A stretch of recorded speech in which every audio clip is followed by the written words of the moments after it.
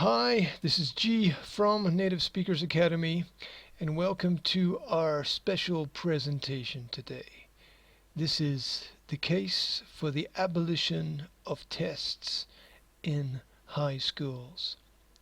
If you would like more information about our work, then you can visit our homepage, which is www.nsa-slovakia.com, and there is where you will find this article, The Case for the Abolition of Tests in High Schools.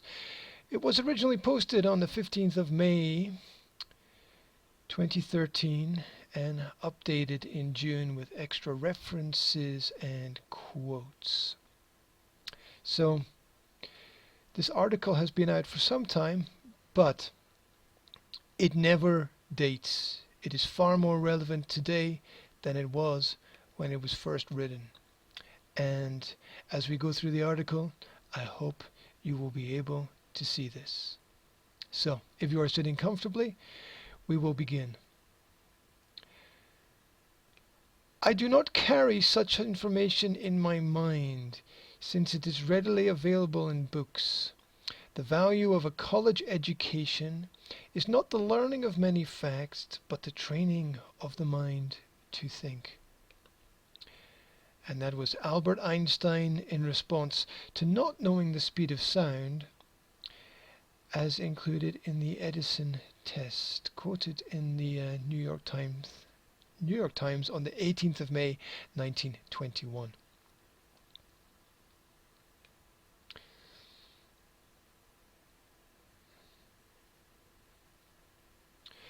The physical, spiritual, and psychological wars inherent in modern society would not be possible without a docile and stagnant general public. This is achieved by means of a scientifically managed system of schooling that trains people from as early an age as possible in conformity and obedience and punishes individuality and constructive creativity.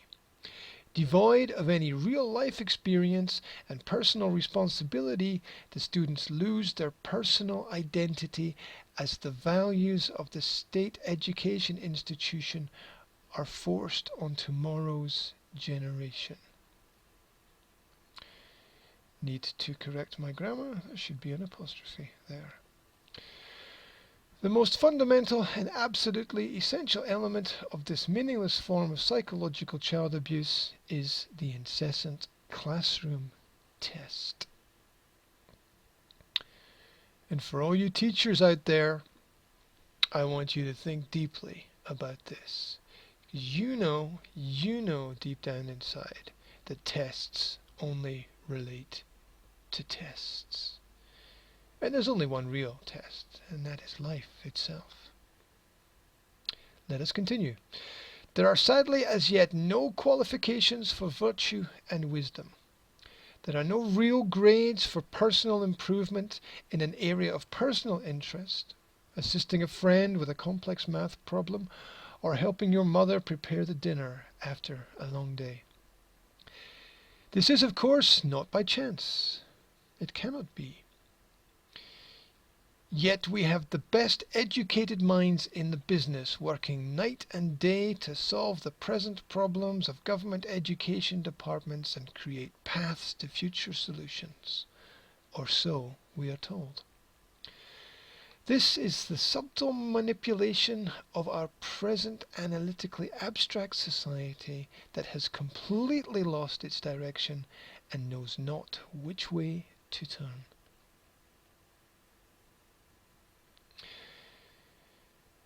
You can see it every day. Just look around.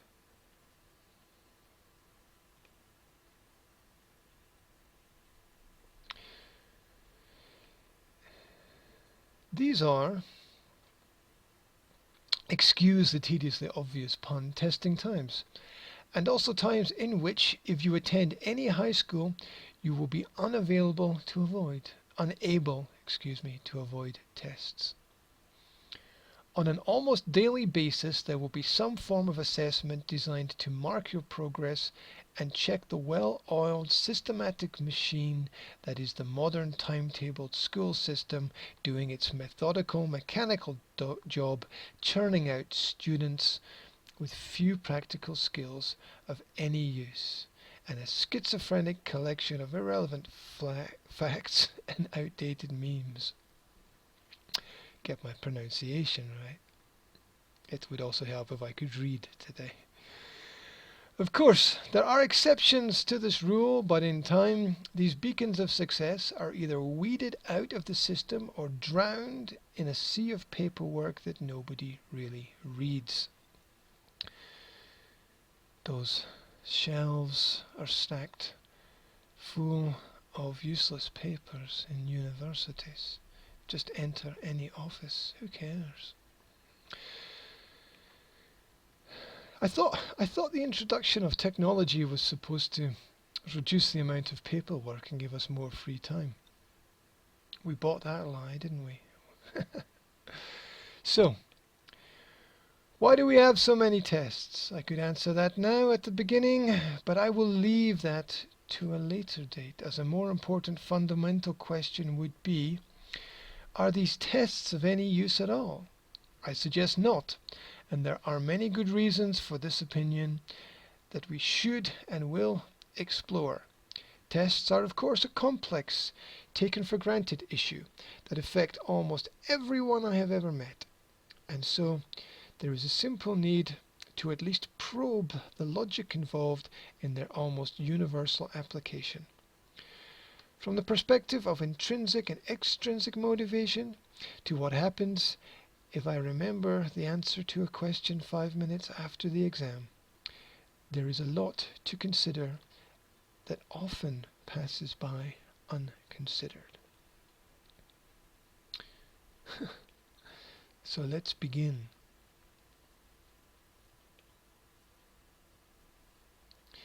If you are still with me, remember that if you disagree with any of the points made, you can leave a comment on our web page or under this video on YouTube. We will be very happy to discuss any element of this, any element that suggests alternatives to these ideas, and maybe some things that we've missed as well, because I think no research article is ever absolutely complete. Everything is a work in progress. So, let us begin. A. Tests are all about the past. People tell us they are important for the future, but really they're all about the past.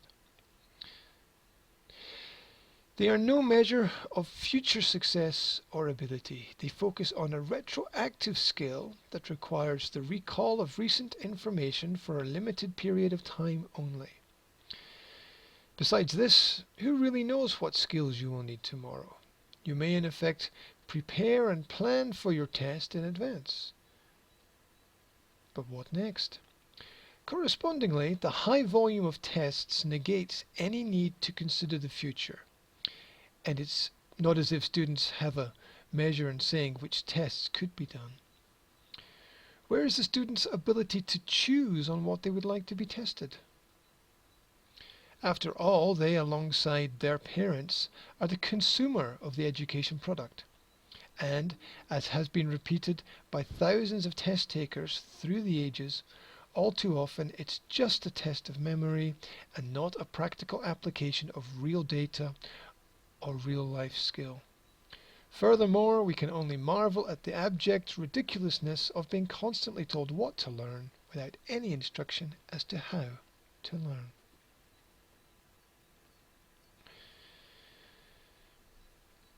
Do you remember your schooling?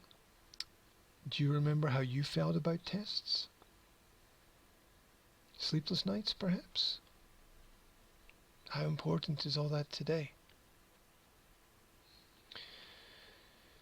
B. Stress. At certain times, your whole future depends on a percentage written at the top of a page by somebody you barely know. If this does not have any negative side effect on the mind, then I don't know what does. If adults were put through such a rigorous testing process, surely they would complain. So why is it deemed acceptable to do this with our children? Dare I mention the "I had to, so you have to" attitude, too often expressed by parents?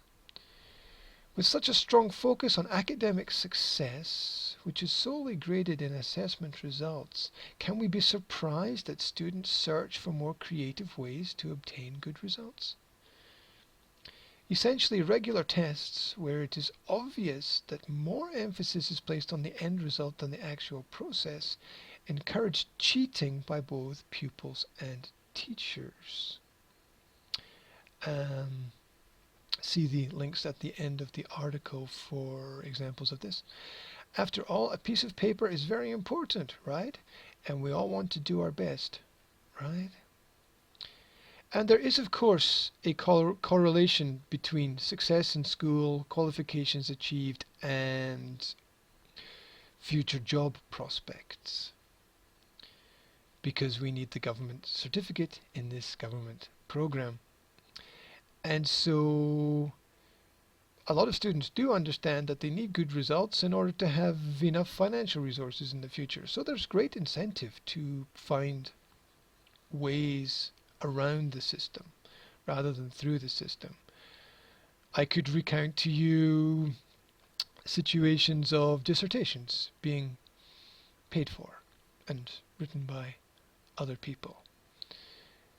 Students who have made agreements with teachers on their results. Students who have accepted bribes. University professors who I know who have been told, pass all students. Not to mention there's answers written on the palm of your hand or in other places. C.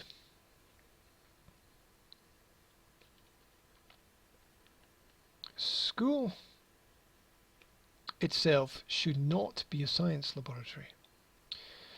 The techniques of Ivan P. Pavlov and John B. Watson, interlaced through a curriculum planned by Boris F. Skinner, might be, in some rare cases, justifiable for crude and cruel experiments on animals. But we need to set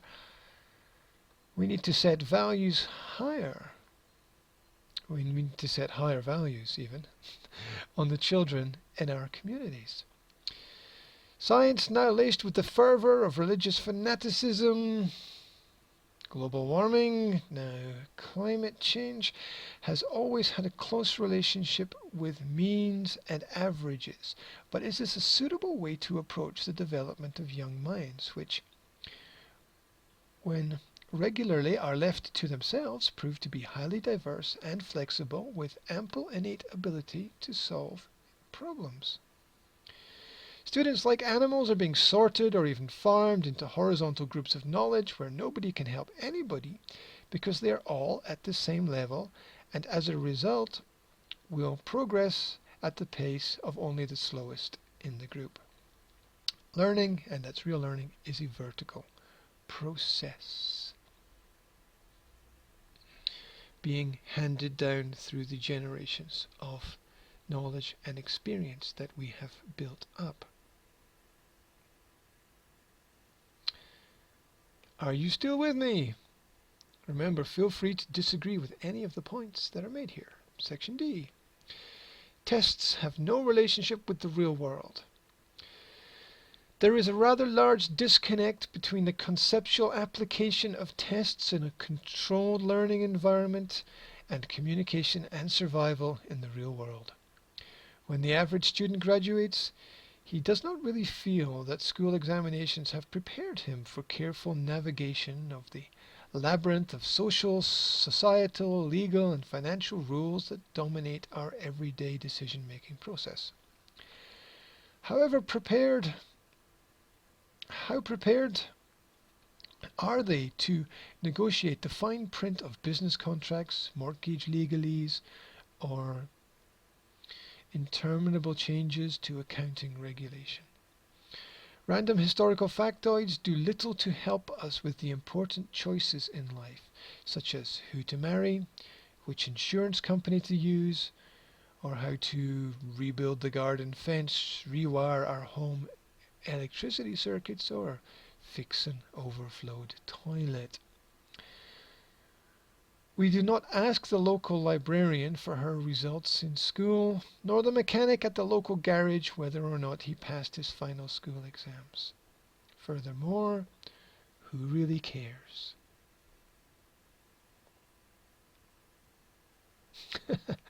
Would you ask your parents for their results in school to see if they qualify?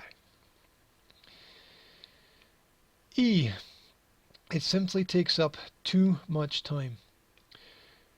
Between the in-school preparation for both educator and student, the in-class delivery, and the marking and follow-up reviews, which too often tend to consist only of a glance at the result, followed by a brief emotional response, we could be forgiven for thinking that tests were the be-all and end-all of life. The whole year seems generally focused and planned around the testing process. Just think of the time lost to the management as well as the managed, that could have been much better spent in the observation of something new. Let's not forget the homework that eats into any free time a young person might have.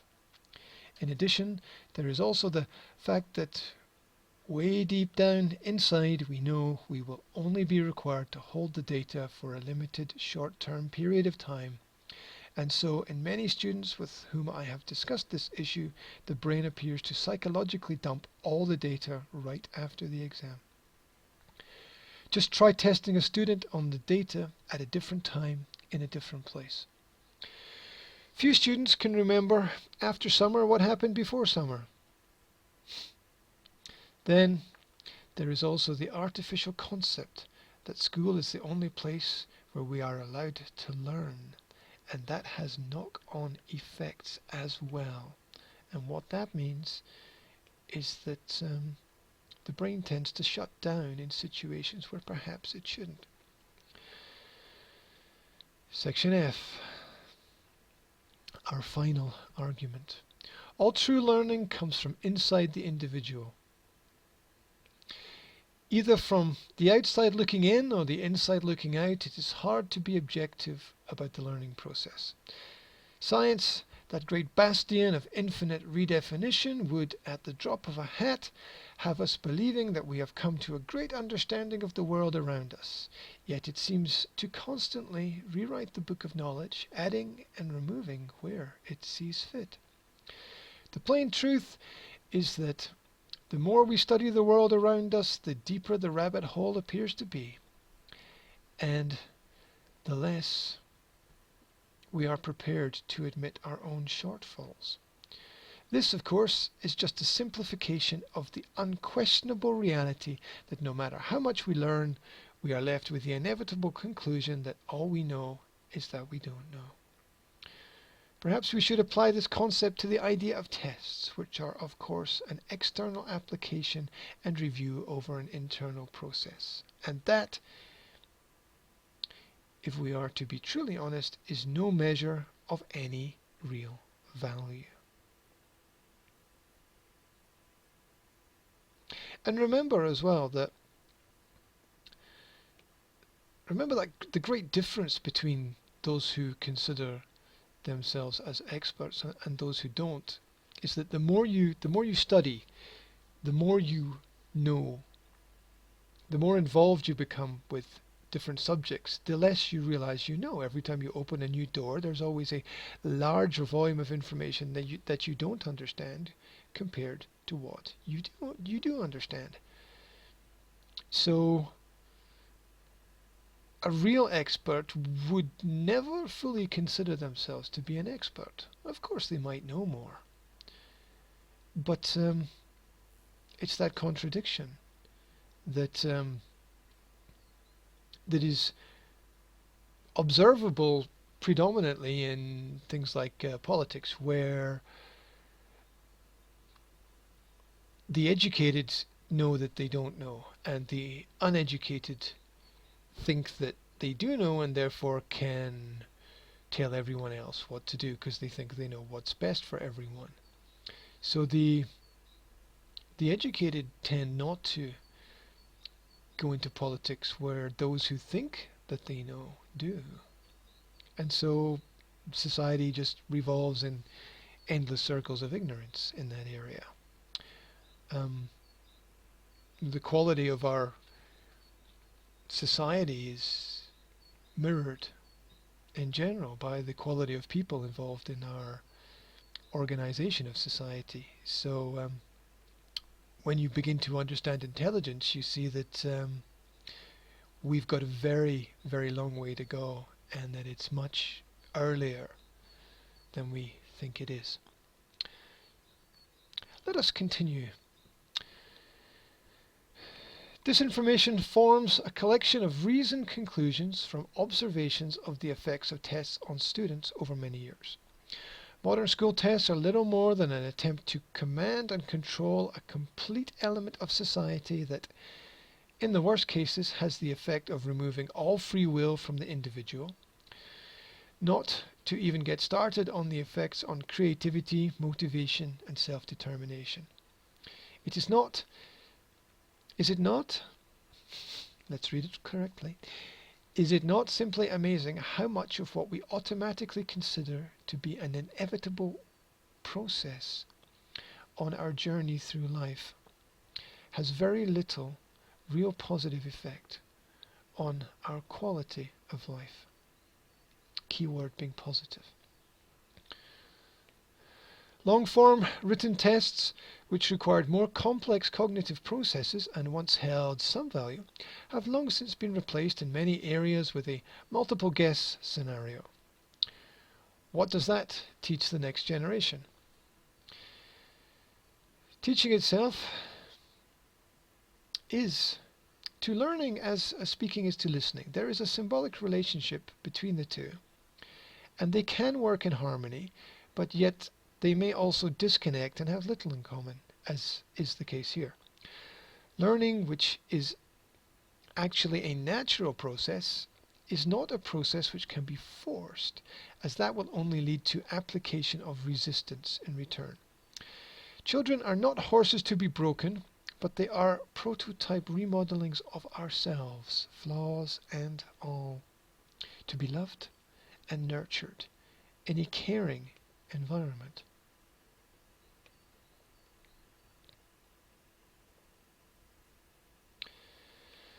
There is still a fundamental principle in society that schools could not exist without testing, and that itself proves the one or unidimensional perspective we have overlaid into the foundations of our modern educational systems.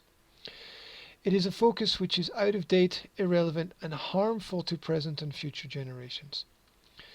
True education is not really that complicated, as it begins and ends with the universal language of love and is elevated with wisdom, not intelligence.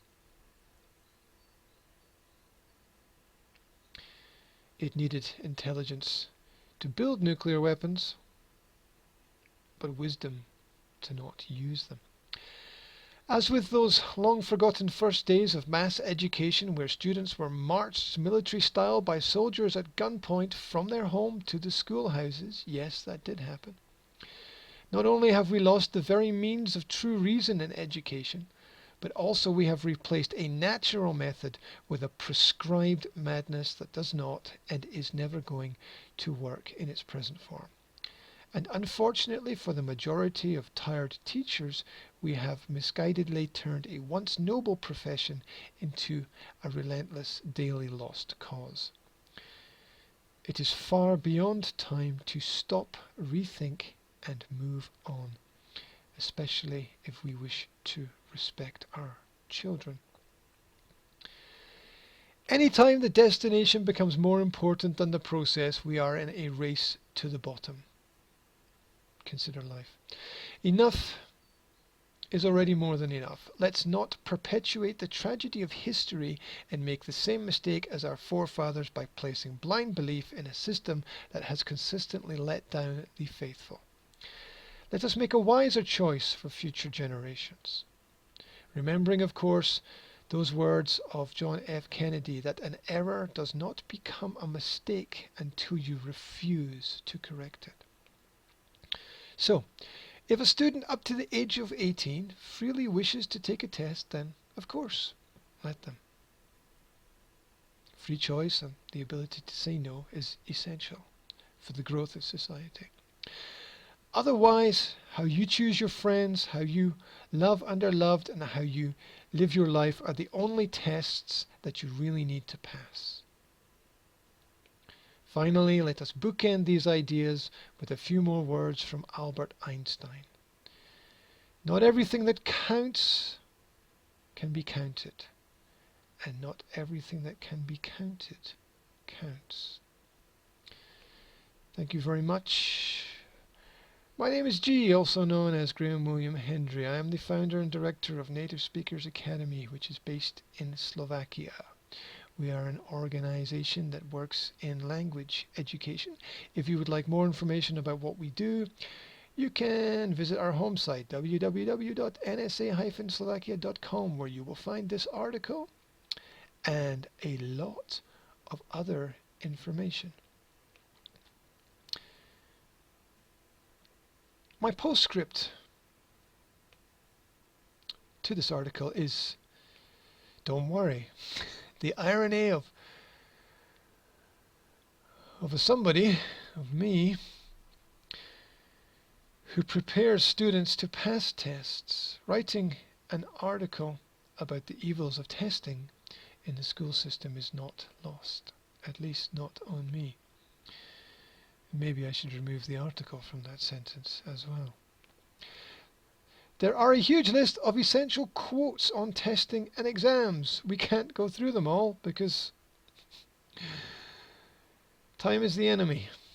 But I think that they will be very eye-opening for you. And as usual, there is additional essential reading, listening, and viewing in the links at the bottom.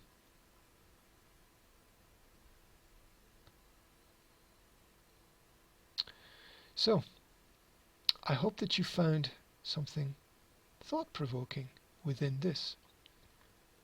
Oh yeah, there's a Noam Chomsky quote as well that appears at the bottom of the article.